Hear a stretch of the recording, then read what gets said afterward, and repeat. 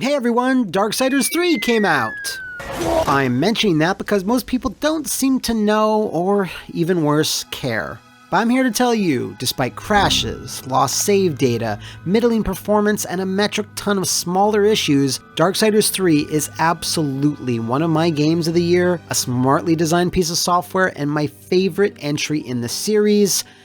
Don't at me.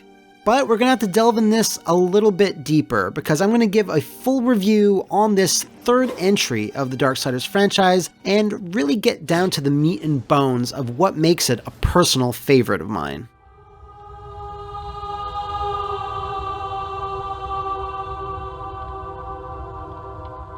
Okay, so I need to explain, get some context here because I assume a bunch of you are in the middle of atting at me right now. But before you do, let's rewind to January 2010. Darksiders 1 was unashamedly a tribute to The Legend of Zelda, with a very heavy garnish of God of War and Devil May Cry to appease all the edgy kids that lusted for the misguided and silly desire of Zelda, but for adults. Joe Mad, creator of Battle Chasers, an artist you might remember from every bomb-ass cover of PSM, joined Vigil Entertainment to make that desire a reality. He's a massive video game fan and tried several times to get his own project up and running for the entirety of the aughts, and that goal was eventually realized with Darksiders. I finished the game, and my main takeaway was, man, I really liked that, but I really want a sequel. I bet they could expand on everything and be more ambitious, but not so slavishly devoted to its inspirations. 3 years later, I got my wish. Sorta. Darksiders 2 was ambitious. Maybe too ambitious. Death's Quest was much more open in its design. Maybe too open, and huge bosses, maybe too huge, you get the point. More importantly, however, the game was throttled by the death of THQ, as Vigil had to slap the last few areas of that game together and rush through the bug testing phase, as the project was running out of both time and money. Now, fast forward to 2018. Yeah, seems this franchise can't get away with some type of issue holding it back. Not gonna lie, at launch, Darksiders 3 was a bit of a mess in terms of technical performance. Believe me, I know. It also had a weird and sort of muted marketing campaign. Does anyone remember that first gameplay video they released? I hated that thing, and I honestly think it did the game more harm than good. It was just so early, and you only have one shot to make a good first impression, and it committed the cardinal sin of not properly explaining what the game was and what we should expect from it. Say what you want about Rockstar Games, but their style narrative walkthroughs are really effective. Hell, they fooled me into buying Max Payne 3. But most of the marketing coming out of THQ Nordic did not properly convey what the game is, because at least to me, it's brilliantly designed, incredibly fun and challenging, and a surprising delight to play through. Now, one thing I think most fans can agree about this franchise on is that it wears its inspirations on its sleeve, or its ludicrously sized, edgy, bladed gauntlets. The first game is very binary in its love for both Zelda and God of War, because the Scarlet Hooded Horseman likes to do two things: explore Hyrulean-like dungeons, and fighting like Kratos. The Pale Rider's journey is a bit more subtle and fluid, but the influences are there. He can Prince of Persia with the best of them, his combat style is much more mobile and vicious, but he loves getting them drops. Drops for days. I cannot. Impossible. Darksiders 2 pulls in Diablo and other loot-based adventure games in a crushing embrace and relishes in the numbers going up, all while making your death look cool. But with the closing of Vigil and the franchise being passed to the familiar hands of Gunfire Games, what was going to be the franchise's new identity? What would set the story of Fury apart from the rest of her Horseman brothers? What would be the driving core of the game? It's Dark Souls. Yes, it's very clear that From Software titles were the biggest influence to Darksiders 3, but unlike the first game, which cribbed from franchises in a very black and white manner, and Darksiders 2 being too open and almost unfocused, I feel Darksiders 3 strikes a unique balance, taking certain aspects of the Souls series that I personally enjoy, all while mixing in its own new ideas and the staples that fans of the franchise have come to expect.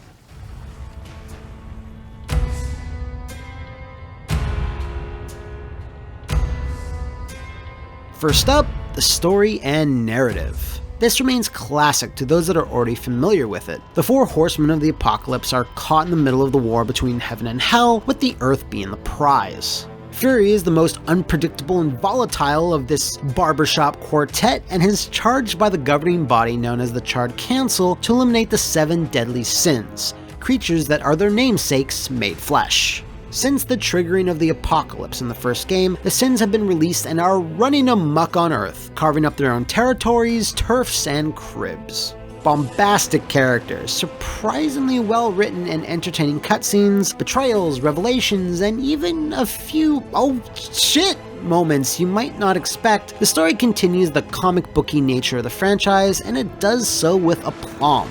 No complaints here from me in this department.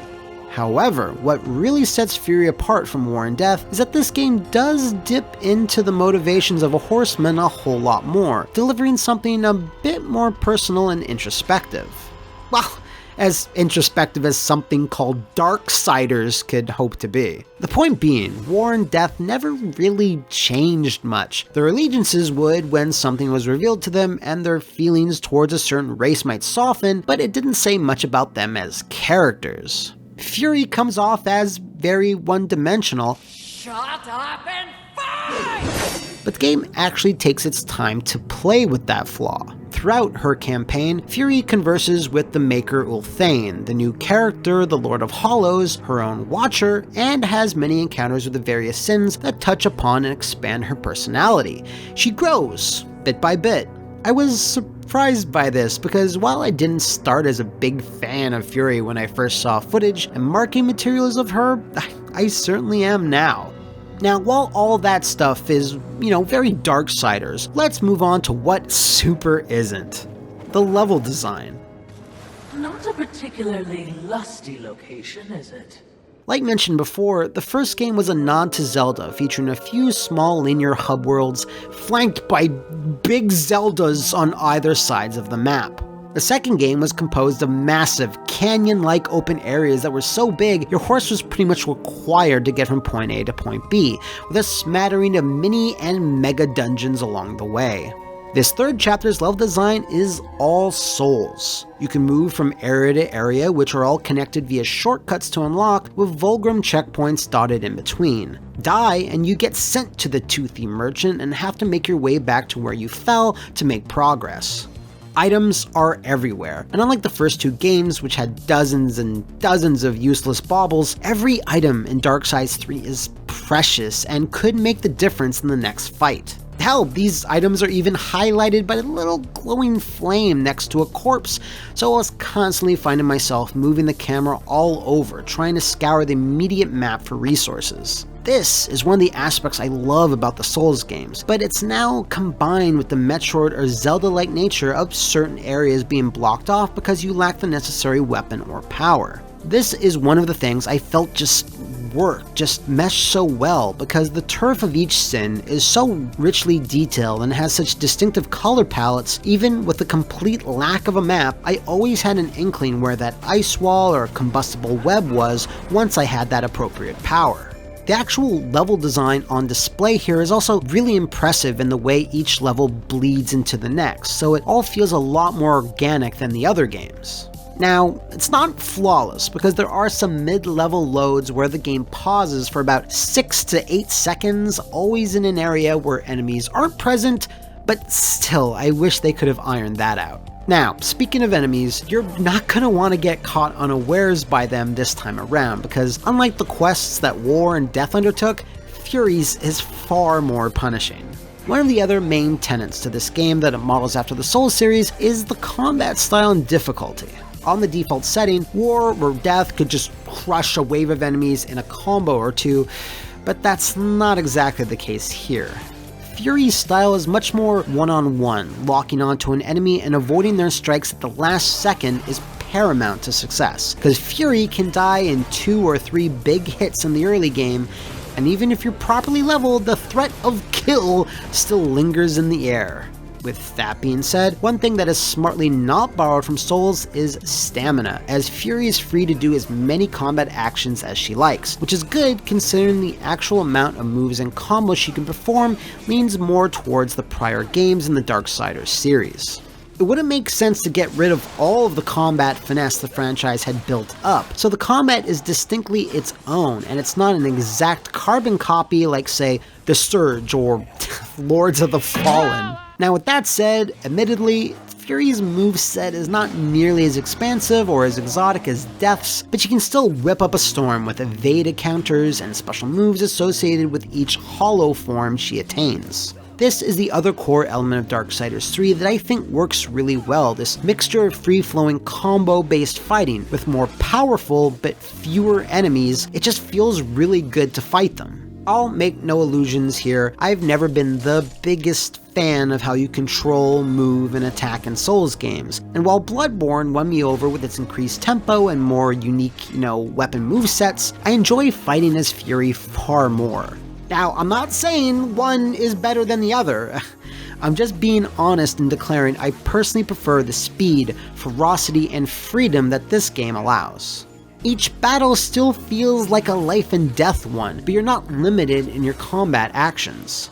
All of this is then smartly balanced by another Souls staple, health regeneration. While War could just power through with multiple health tanks, and Death could just instantaneously gain life with the push of a button, Fury must pull out a health shard, manually crush it in real time to get that heal. With that in mind, anyone that's familiar with Estus or Blood Vials knows you better pick a safe time for that heal, cause if not, we'll get ready for a load screen. If you're watching this and you love the idea of Souls games, but playing them not as much because, the controls or stamina management and those things just aren't for you, I highly recommend giving Fury's Whip a crack or two. Not only that, but a lot of the cumbersome weapon selection and special move assignments from Darksiders 2 have been streamlined here. As mentioned before, Fury can morph into different forms which change her secondary weapons, her combos, counters, and wrath attacks. Holding a shoulder button and tapping a face will give her the power of fire, time, lightning, and pure force, each one manifesting as a flail, 2 twin swords, a spear, and a hammer, along with her deliciously named main weapon, the Barbs of Scorn. Mwah! The button combo to trigger a wrath attack is the same for each hollow, but their actual natures are pretty different, with some of them even having a secondary or tertiary ability, as the stasis hollow, for example, allows you to slow down enemies, freeze water, and leap up icy walls. This elegant system is easy to remember, and it's so quick to change multiple weapons mid-battle. I much prefer this to how it was handled in the previous titles.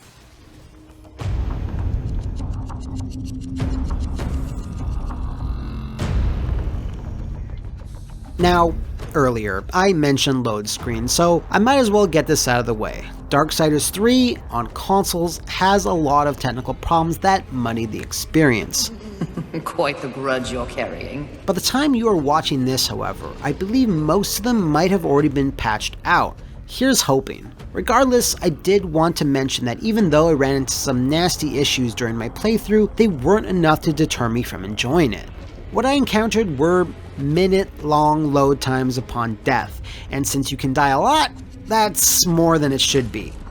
Mistress, you must awaken, and you must come back. 30 to 40 seconds to load via vast travel points and a very inconsistent frame rate across a few different levels. And while it never got close to a slideshow, these drops did occur during combat. This was all played on an Xbox One X, Xbox, or whatever, so I can't imagine how the base PS4 version played at launch. That all being said, I've put in about an hour on the PC version, which of course has seen the most patches, so it's no surprise that that has given me zero problems so far. Load times are quick, about what you would expect from a game like this, and the frame rate has been rock solid. I haven't gotten to the main trouble area of the game yet on PC, the Scar, but this dusty, demon-shaped quarry was plagued with multiple hard crashes and had the most dips. It was rough, but again, it wasn't enough to stop my fun. Nothing will stop my fun! Aside from those technical flaws, there were a few things I would have liked to have seen in the base game. I'm not sure of the exact nature of the 2 DLC packs that are coming next year, but right now, I can think of a few improvements. Fury has to travel on foot, and honestly, this never feels as quick as it should be. Her basic run speed doesn't match her frame or combat style, and while she does have the ability to run by clicking in the left stick, this sadly doesn't feel much faster. Death felt a lot quicker with his forward momentum, and I definitely feel Fury should have matched that. Going back to load screens, this is a very personal nitpick, but they are some of the most boring I've ever seen. One giant black screen, and a random tip. That's it. You can't cycle the tip, there's no artwork, no lore, nothing. Since the loads were so big on console, you'd think they would have taken steps to occupy that space with something, anything. I would have loved a cool quote or diatribe from a horseman, or certainly a lore entry on a certain item or character. This also spills over to the menu design. Again, it's mostly just black screens, sometimes with a random description of a certain item, but it's seriously lacking some panache. Speaking to Ulthane and Vulgrim is much of the same. There's no style here, no creativity, something Darksiders 1 and 2 at least had a bit more of in its UI and menus. The other main thing I think could have enriched the game world is a bigger selection of optional side quests you could accept. Throughout Fury's campaign, you meet angels, demons, and makers, so it would have made more sense if you could be tasked with killing a certain enemy or retrieving an item. As it stands, the game only has 2 things akin to this: an optional collectathon for Ulthane, and the Lord of Hollows putting a contract on a demon called Robaxaset.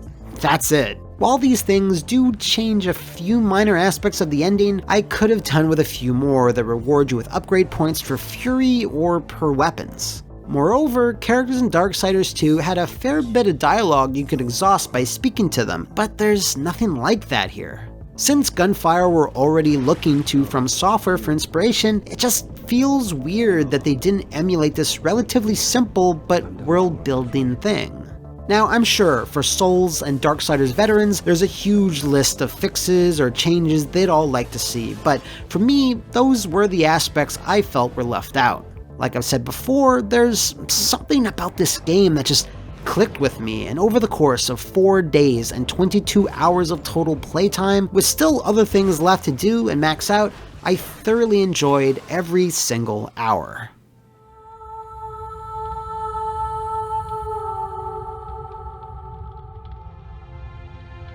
Now, it's very rare when a game that you have low expectations for, you wind up absolutely flipping out over, and it happens even rarely for me. Usually, if I have a low opinion on something, I tend not to bother with it, but since I could barely ascertain much about how Darksiders 3 played, I gave it a shot, and I'm really glad I did. Even that sliver of a demo I played didn't do much to inform my opinion.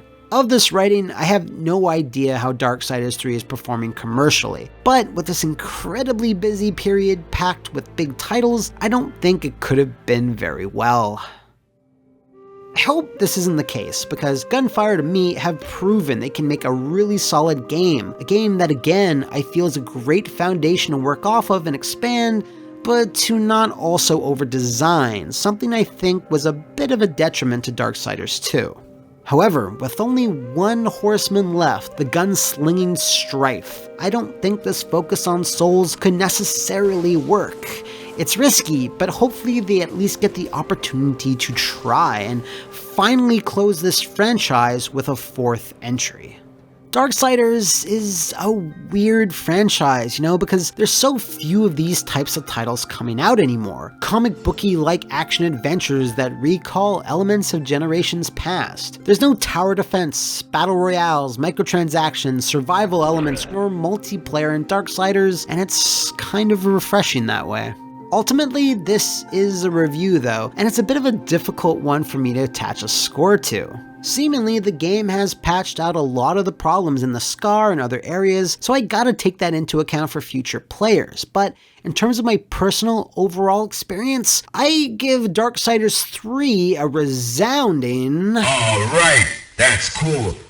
And with that, we conclude the first official game review on the Flophouse.